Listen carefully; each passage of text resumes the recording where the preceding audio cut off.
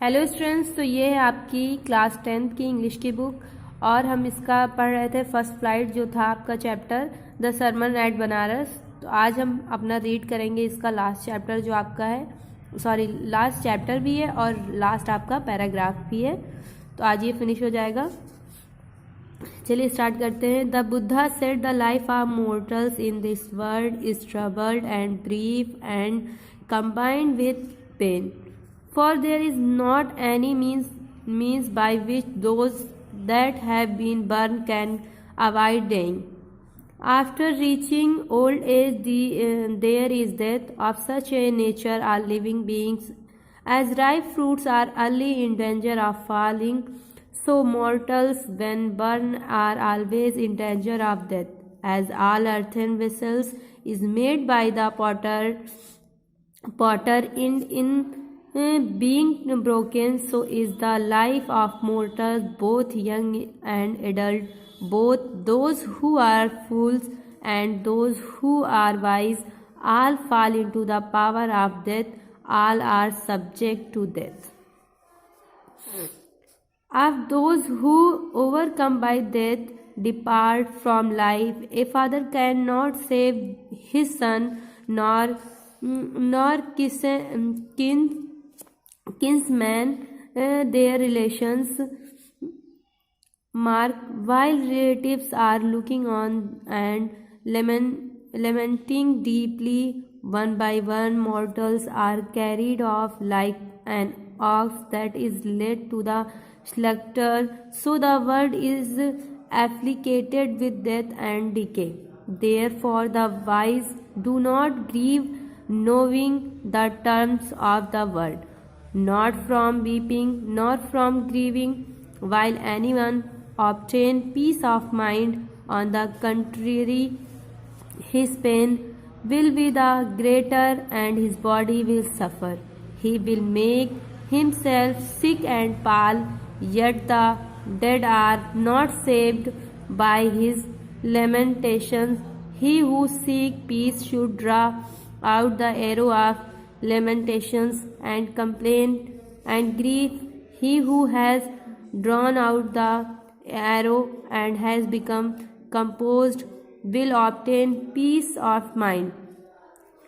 Who has overcome all sorrow will come free from sorrow and be blessed. तो first of all हम इसे read करेंगे, उसके बाद अब हम इसे हिंदी के साथ रीड करेंगे। ओके, तो पहले आप अच्छे से इसे रीड कर लीजिएगा जिससे कि आप अच्छे से पहले इसकी इंग्लिश पढ़ सकें, उसके बाद इसे हिंदी के साथ हम रीड करते हैं। Okay. The Buddha said, Buddha ने कहा, the life of mortals in this world is trouble and brief and combine with pain. Buddha said, Buddha ने कहा, लाइफ मतलब जीवन, मोर्टल्स मतलब नश्वरों का, इन दिस वर्ल्ड मतलब इस संसार में, the life of mortals in this world, इस संसार में नश्वरों का जीवन, इज मिस है, ट्रबल मतलब कष्टों से, एंड ब्रीफ मतलब होता है क्षणिक है, एंड कंबाइंड और जुड़ा हुआ है, विथ पेन मतलब दुख या दर्दों से। मतलब इस संसार में नश्वरों का जीवन कष्टों और क्षणिक दुखों से जुड़ा हुआ है। For their is not any means by which those, for their वहाँ इज है, नॉट मतलब नहीं, एनी मीन्स कोई साधन, वहाँ ऐसा कोई साधन नहीं है, विच जिससे, those that have been burn जो पैदा हुआ है, कैन अवॉइड डेइंग जो मृत्यु को टाल सके। मतलब वहाँ ऐसा कोई साधन नहीं है कि जो व्यक्ति पैदा हुआ है वह मृत्यु को टाल सके। After reaching old age, after मतलब बाद में, रीचिंग द ओल्ड एज बुढ़ापा आने के बाद, देयर इज डेथ मृत्यु होती है या मृत्यु आती है। Of such a nature are living beings, of such वास्तव में ये प्रकृति का सभी जीवित प्राणियों के ऊपर नियम है। मतलब सभी जीवित जंतुओं या प्राणियों के लिए ये प्रकृति का नियम है। लिविंग मतलब होता है सजीव और बीइंग मतलब जीव, नेचर मतलब प्रकृति, सभी सजीव जीवों का ये प्रकृति नियम है।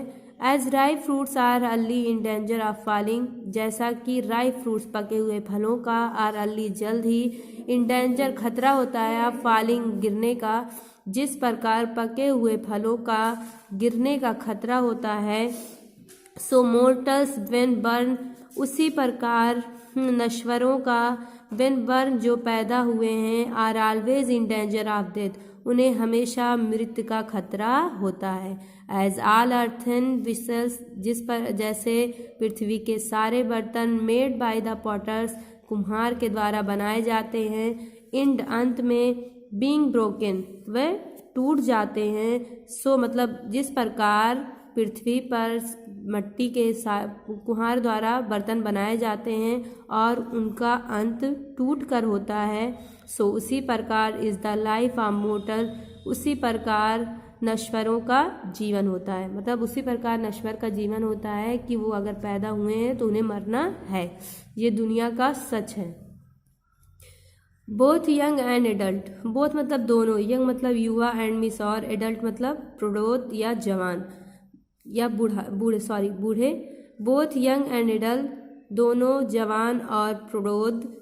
Both those who are fools, both दोनों वे जो, हु जो आर मिस हैं, फूल्स मतलब मूर्ख, दोनों वे जो मूर्ख हैं, and those who are wise, और वे जो बुद्धिमान हैं। All fall into the power of death, all मतलब सभी, फॉल मतलब पड़ते हैं या गिरते हैं, इनटू मतलब में, पावर मतलब शक्ति में, ऑफ डेथ मतलब मृत्यु की, सभी मृत्यु की शक्ति में गिरते हैं या सभी को मृत्यु की शक्ति में गिरना है। All are subject to death, all मतलब सभी, आर मतलब हो जाते हैं, सब्जेक्ट मतलब शिकार, टू डेथ मतलब मृत्यु का, सभी मृत्यु का शिकार हो जाते हैं। आई होप कितना आपको समझ में आया हो। चलिए यहाँ से पढ़ते हैं।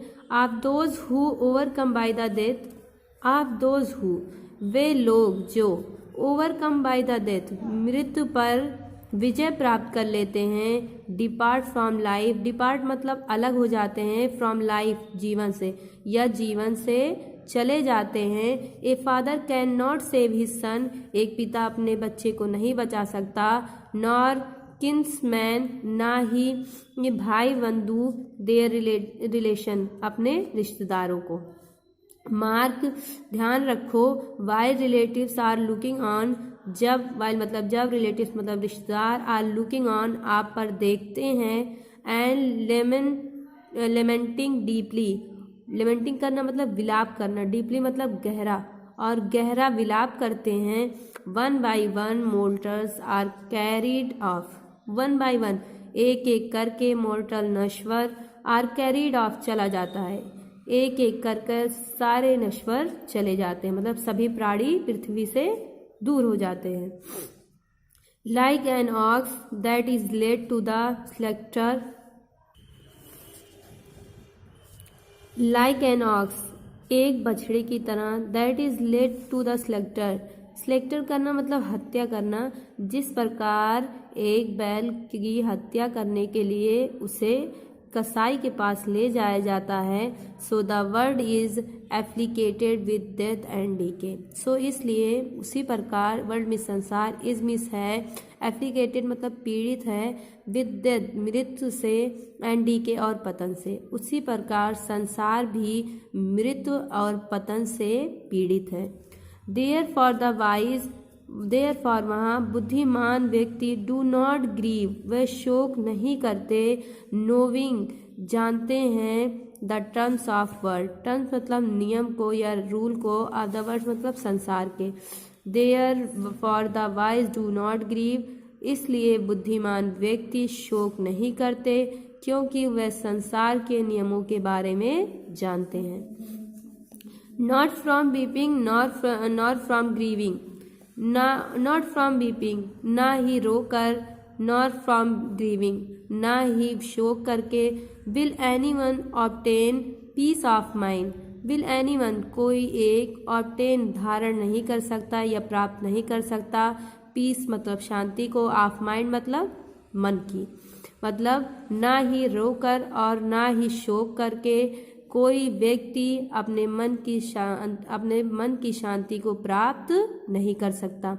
ऑन द कंट्रेरी, इसके विपरीत, हिज पेन, उसका दर्द या दुख, विल बी द ग्रेटर, और भी बढ़ जाता है और भी बढ़ जाएगा। And his body will suffer, and his body, और उसके शरीर को, विल सफ़र, कष्ट होगा। मतलब आप अगर रोएंगे, शोक करेंगे तो कुछ मन की शांति प्राप्त नहीं होगी।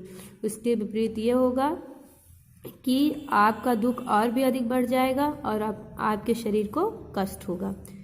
He will make himself sick and Pal, he will make, वह खुद को कर लेगा, हिमसेल्फ मतलब खुद को, सिक मतलब बीमार, एंड पाल मतलब कमज़ोर, वह खुद को बीमार और कमज़ोर कर लेगा। यट फिर भी the death are not save by his lamentation, yet फिर भी द डेथ, मृत व्यक्ति को, आर नॉट सेव, नहीं बचा सकता, बाय हिज लेमेंटेशंस, अपने शोक के द्वारा, फिर भी वह अपने शोक के द्वारा मृत व्यक्ति को नहीं बचा सकता।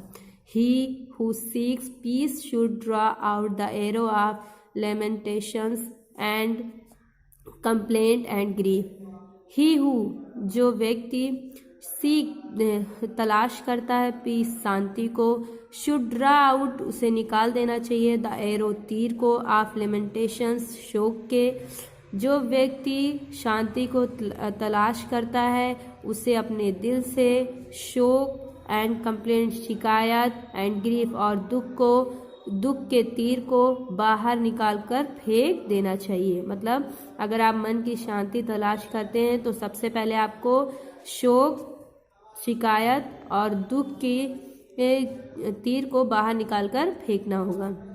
He who has drawn out the arrow, और वह व्यक्ति जो तीर को बाहर निकाल देता है, and has become compose, will obtain peace of mind, वह अपने मन के शांति को प्राप्त कर लेता है। He who has overcome all the सारो, ही मिस, वह हु मिस, जो हैज़ ओवरकम, प्राप्ति करते, विजय प्राप्त कर लेता है, ऑल द सारो, अपने सभी दुखों पर, वह व्यक्ति जो अपने सभी दुखों पर विजय प्राप्त कर लेता है, विल कम फ्री फ्रॉम सारो, फ्री मतलब स्वतंत्र हो जाता है, फ्रॉम मतलब से, सारो मतलब दुखों से, वह दुखों से स्वतंत्र हो जाता है।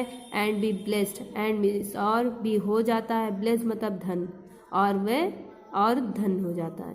तो ये चैप्टर हमारा यहीं पर कंप्लीट होता है। आई होप कि आपको समझ में आए, इसे अच्छे से रीड करिएगा। नेक्स्ट वीडियो में आपको नेक्स्ट चैप्टर पढ़ा के सेंड किया जाएगा। ये आपका लास्ट प्रोज का था, फर्स्ट फ्लाइट का, ये चैप्टर आपका कंप्लीट होता है। Thank you.